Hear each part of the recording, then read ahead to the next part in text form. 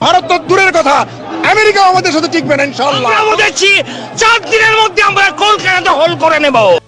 বাংলাদেশের প্রাক্তন সেনা কর্তাদের হুমকির পরিপ্রেক্ষিতে ভারত বাংলাদেশ সীমান্তবর্তী এলাকায় আরও কড়া নজরদারি বিএসএফ এর।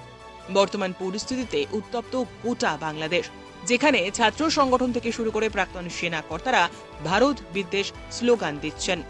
এবার বাংলাদেশের প্রাক্তন সেনা কর্তার হুমকিতে কার্যত তাজ্জব বনে গিয়েছেন অনেকেই। গতকাল নদিয়ার ভারত বাংলাদেশ সীমান্তের গুরুত্বপূর্ণ জায়গাগুলিতে বাড়ানো হয়েছে অতিরিক্ত সেনা।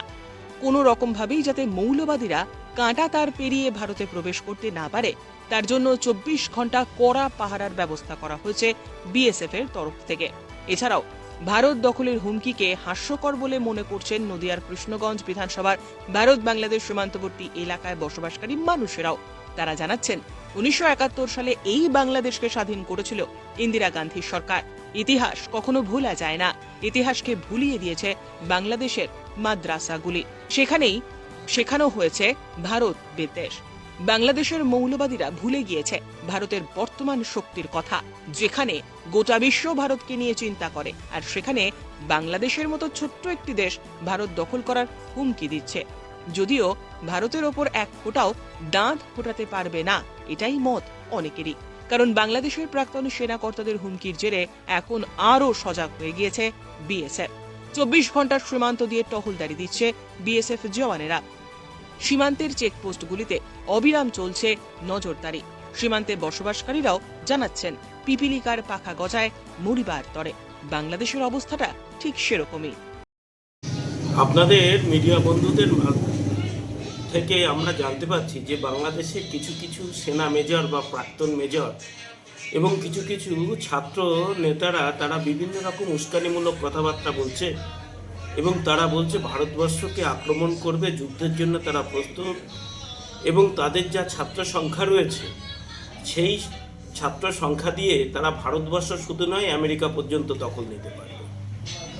ঠিক যেমন ঝাড় ঠিক তেমন বাস, এই কথাগুলো যেরকম আছে, ঠিক আর একটা প্রবাদ আমাদের বাংলাতেও আছে, পিপিলিকার পাখা ওড়ে মরিবার তরে। তো এদের পরিস্থিতি হয়েছে তাই। ভারতবর্ষের মতো একটা সামরিক শক্তিশালী দেশ, আমেরিকার মতো প্রথম শক্তিশালী একটা দেশ, তাদের সঙ্গে এরা যুদ্ধ করবে, উপর থেকে বোম মারলে নিচেই বসে তরোয়াল নাড়াবে। এই তো এদের পরিস্থিতি। ওরা মনে করছে ওদের শেখ হাসিনা সরকারকে ওখান থেকে হাঁটিয়েছে মানে বিশ্বের সব জায়গাতেই ওরা যেতে পারবে। আসল কথা, দোষটা এদের নয়, দোষটা ওদের পূর্বপুরুষের। আমরা জানি 1971 সালের আগে ওই দেশটা পূর্ব পাকিস্তানের বা ছিল, তা সেই সময় খান সাহেবরাও তো ওখানে অনেক বেশি অত্যাচার করেছে। ওখানকার মা বোনদের ধরে নিয়ে গিয়ে তাদেরকে যে কি বলাৎকার করেছে বা কোথায় কি করেছে। তার পরবর্তীতে দেশটা স্বাধীন হলো ইন্দিরা গান্ধীর হস্তক্ষেপে, এবং তারা স্বাধীন হিসাবে বসবাস করত। তারা বসবাস করার কালীন সেই যে তাদের রেখে যাওয়া যে সমস্ত সন্তান সন্ততিগণ, তারা তো আজকে বড় হয়েছে, এবং তারা, এটা শুধু ওদের দোষ নয়, ওরা তো আন্তর্জাতিক শিক্ষায় শিক্ষিত নয়, ওরা বৈদিক শিক্ষায় শিক্ষিত নয়, ওরা তো সব মাদ্রাসা শিক্ষায় শিক্ষিত হয়েছে, এবং মাদ্রাসাতে প্রথম থেকেই ভারত বিরোধী মন্ত্রোচ্চারণ করেছে।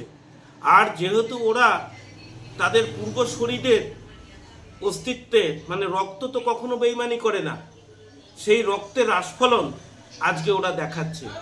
সেই কারণেই ওদের মুখে এই রকম কথাবার্তা। এই যে কথাবার্তাতে আমরা কখনো বিচলিতও নই, আমরা ভাবিতও নই।